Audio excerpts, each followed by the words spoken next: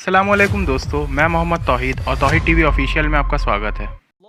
जब से कायनात वजूद में आई और इंसान ने अपना कदम ज़मीन पर रखा, उसके बाद से उसकी यही ख्वाहिश है आखिर ज़िंदगी की शुरुआत कैसे हुई। कुरान इस्लामिक मजहब की सबसे मुकद्दस किताब है। आज की इस वीडियो में हम आपको कुरान के कुछ ऐसे ही राज बताने जा रहे हैं जिसको सुनने के बाद आपके होश उड़ जाएंगे और आप भी यही कहोगे फबीअय्यि आलाइ रब्बिकुमा तुकज़्ज़िबान। और लास्ट वाला फैक्ट बिल्कुल भी मिस ना करिएगा, उससे आपका ईमान और भी ज़्यादा मजबूत हो जाएगा। और कुछ भी जानने से पहले आपका ये जानना ज़रूरी है, कुरान कोई साइंस की किताब नहीं है, लेकिन कुरान में कुछ ऐसी आयतें भी मौजूद हैं जिन्होंने वैज्ञानिकों के भी होश उड़ा कर रख दिए हैं, जिनमें से कुछ को हम समझने में कामयाब हुए हैं। लेकिन कुरान में कुछ ऐसी भी बातें हैं जिन्हें हम आज भी समझ रहे हैं। तो क्या है वो चौंका देने वाली बातें, आइए जानते हैं।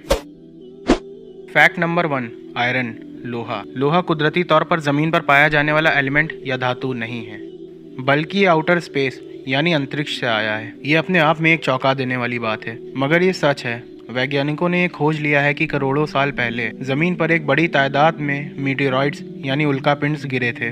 और हैरान करने वाली बात यह है कि ये उल्कापिंड लोहे से भरे हुए थे और ज़मीन पर टकराने की वजह से ये हर तरफ फैल गए।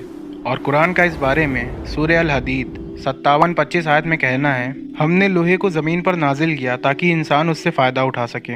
और 1400 साल पहले इस बात को पता लगाना लगभग नामुमकिन सा लगता है। Fact number 2, origin of life, ज़िंदगी की शुरुआत। हम सभी बात ये जानते हैं और हमें ये बात बचपन से पढ़ाई जा रही है कि जल ही जीवन है और पानी के बिना ज़िंदगी नामुमकिन है। और कुरान इस बारे में सूरह अल अंबिया आयत नंबर 21-30 में हमें फरमाता है कि हमने हर जिंदा जीव को पानी से बनाया है। तो क्या ये अब भी ईमान नहीं लाएंगे?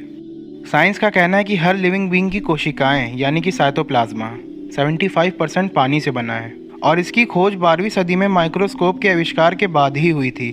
और इसके बारे में कुरान ने हमें 1400 साल पहले ही बता दिया था। सुभान अल्लाह। अब आप खुद सोचें, 1400 साल पहले अरब के रेगिस्तान में रहने वालों की ये सोच अपने आप में ही हैरान कर देने वाली है। Fact number 3, sky protects us, आसमान हमारी हिफाजत करता है। जमीन को सूरज की हार्मफुल रेस से प्रोटेक्ट करने के लिए आसमान एक बहुत खास रोल अदा करता है। आसमान जमीन के चारों ओर एक छत की तरह फैला हुआ है जो जमीन को स्पेस की जमा देने वाली ठंड से भी बचाता है। और स्पेस का टेम्परेचर -270 डिग्री सेल्सियस तक होता है। और कुरान हमें समझाते हुए सूरह अल अंबिया आयत नंबर 21-32 में बताता है, और हमने आसमान को एक हिफाजती छत बनाया, फिर भी तुम हमारे इशारों को नज़रअंदाज कर रहे हो। और आसमान ज़मीन की हिफाजत करता है, इसकी खोज वैज्ञानिकों ने 20वीं सदी की शुरुआत में की थी। फैक्ट नंबर 4, द माउंटेन्स, पहाड़। कुरान हमें पहाड़ को एक खास पहलू की तरह बताता है। क्या हमने ज़मीन को बिछौने की तरह आराम करने वाली जगह नहीं बनाया और पहाड़ को उसके खूंटे नहीं बनाए? मतलब कुरान हमें ये बताता है कि पहाड़ों की जड़ें ज़मीन में काफ़ी गहराइयों तक हैं और इसका पता वैज्ञानिकों को 20वीं सदी में टेक्टोनिक प्लेट टेक्निक के बाद ही पता चला था। और एक मशहूर फिजिस्ट फ्रैंक प्रेस, इनके द्वारा लिखी गई ये किताब द अर्थ में उन्होंने ये लिखा था, पहाड़ खूंटे की तरह होते हैं और ज़मीन में काफ़ी अंदर तक होते हैं। माउंट एवरेस्ट की ऊंचाई 8.8 किलोमीटर तक है और इसकी गहराई 125 किलोमीटर गहरी है। फैक्ट नंबर 5, सन्स ऑर्बिट, सूरज की कक्षा। सन 1512 में एक एस्ट्रोफिजिसिस्ट यानी कि खगोल वैज्ञानिक निकोलस कोपरनिकस ने सूरज के बारे में अपना ओपिनियन दिया यानी कि राय पेश की। उसके मुताबिक सोलार सिस्टम में सूरज अपनी जगह पर रुका हुआ है और बाकी प्लैनेट्स उसके चक्कर लगाते हैं। और 20वीं सदी तक ये नज़रिया कायम रहा, लेकिन वैज्ञानिकों द्वारा ये कन्फर्म किया जा चुका है कि सूरज स्थिर यानी कि एक जगह पर रुका हुआ नहीं है, बल्कि वो मिल्की वे गैलेक्सी में चक्कर लगाया करता है। कुरान में इस बात का जिक्र सूरह अल अंबिया आयत नंबर 21-33 में मिलता है, और वो अल्लाह ही है जिसने दिन और रात, सूरज और चांद को पैदा किया और ये अपनी ही ऑर्बिट यानी कि कक्ष में घूमते हैं। 20वीं सदी तक कुरान को वैज्ञानिकों द्वारा गलत बताया जा रहा था, मगर अब हम ये जानते हैं कि कुरान का सूरज के बारे में करा गया ये दावा बिल्कुल सच है। Fact number 6, the expanding of universe, कायनात का फैलना। आज से 1400 साल पहले जब टेलीस्कोप जैसी कोई चीज़ नहीं हुआ करती थी, तब कुरान इस बारे में सूरह अल दरियात आयत नंबर 51-57 में इरशाद फरमाता है कि कायनात को हमने अपनी कुदरत से बनाया और बेशक हम इसे फैलाते जा रहे हैं। और इसके बारे में हमें पिछली सदी में ही पता चला है। मशहूर वैज्ञानिक स्टीफन हॉकिंग ने अपनी किताब a brief history of time में लिख के गए हैं कि कायनात के फैलने की खोज 20वीं सदी की सबसे बड़ी खोजों में से एक है। और चौंका देने वाली बात तो ये है कि कुरान ने हमें इस बारे में तब बताया था जब टेलीस्कोप का आविष्कार भी नहीं हुआ था। फैक्ट नंबर 7, द ओशन, समुद्र। कुरान सूरह दरियात आयत नंबर 24-40 में फरमाता है, गहरे समुद्र में अंधेरे जिसके ऊपर नीचे लहरें हों, लहरों के ऊपर बादल हो और उसके ऊपर फिर अंधेरा हो और एक के ऊपर एक बिछे हुए हों, इतना ज़्यादा अंधेरा कि आपको आपके हाथ भी ना दिखाई दे। और अल्लाह जिसको रोशनी ना दे उसको कोई भी रोशनी नहीं दे सकता। लोगों को ये लगता है कि जाहिर तौर पर लहरें समुद्र के ऊपर ही होती हैं, पर वैज्ञानिकों द्वारा ये पता लगाया जा चुका है कि लहरें समुद्र के नीचे भी होती हैं। इन्हें इंसानी आंखों से तो देखा नहीं जा सकता, लेकिन कुछ खास इक्विपमेंट्स की मदद से आप इन्हें देख सकते हो। कुरान की ये आयत इसलिए इतनी काबिल तारीफ़ है क्योंकि ये समुद्र के अंधेरे को भी बयां करती है। आज के टाइम पर इंसान बिना ऑक्सीजन टैंक के सिर्फ 70 मीटर तक नीचे स्विम कर सकता है। वहाँ रोशनी ज़रूर होती है, मगर हम 1000 मीटर की बात करते हैं तो वहाँ बहुत ज़्यादा अंधेरा होता है। अब 1400 साल पहले इसका पता लगाना ये बताता है कि बेशक अल्लाह हर शय पर कादिर है। फैक्ट नंबर 8, लाइंग, झूठ बोलना।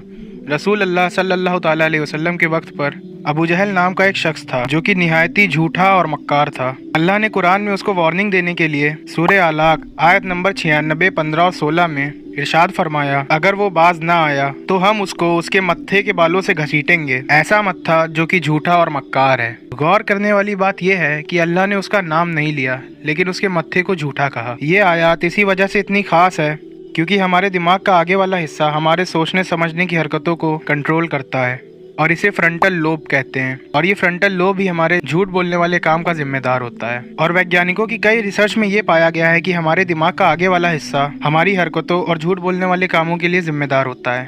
फ्रंटल लोब का ये फंक्शन हमें 20वीं सदी के एडवांस मेडिकल इक्विपमेंट्स आने के बाद ही पता चला था और कुरान हमें ये बहुत पहले ही बता चुका था।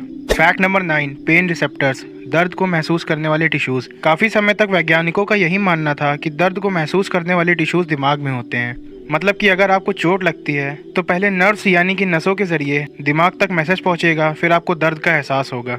लेकिन बाद में वैज्ञानिकों ने इसका भी पता लगा लिया कि दर्द को महसूस करने वाले टिश्यूज दिमाग में नहीं आपकी स्किन पर ही मौजूद होते हैं। और कुरान इस बारे में सूरह निसा आयत 456 में ये फरमाता है, इसमें कोई शक नहीं कि जिसने भी हमारे आयतों का इनकार किया हम उन्हें जहन्नुम में जलाएंगे और जब उनकी खाल झुलस जाएगी तब हम उन्हें उसकी जगह दूसरी खाल दे देंगे ताकि वो दर्द को मुसलसल महसूस करे।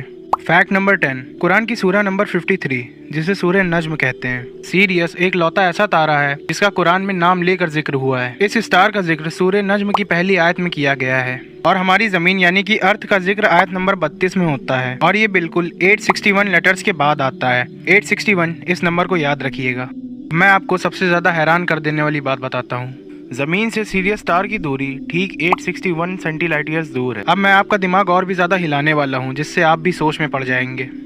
अगर हम सीरियस स्टार के रेडियस को सन के रेडियस से डिवाइड करते हैं तो हमें 1.71 आंसर मिलता है। अगर हम सूरह शम्स यानी कि सूरज का चैप्टर जो कि कुरान में चैप्टर 91 है उसे हम अगर चैप्टर 53 जो कि सूरह नज्म है स्टार वाला चैप्टर, अगर हम चैप्टर 91 को चैप्टर 53 से डिवाइड करते हैं तो हमें 1.71 आंसर मिलता है। और बेशक कुरान के ये अल्फाज इस कायनात के खालिक और मालिक के हैं।